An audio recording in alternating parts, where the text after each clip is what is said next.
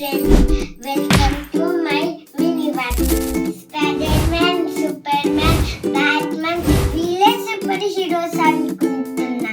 ఫ్రాబ్ super హీరోనే. ఎందుకో తెలుసా? ఫ్రాబ్ ని ఫ్రిడ్జ్ లో పెట్టినా కూడా బతికే ఉంటది. ఫ్రిడ్జ్ అంటే గుర్తొచ్చింది. మనము 5 minutes కి ఫ్రిడ్జ్ లో ఏమన్నా తినడానికుండా చూస్తాం.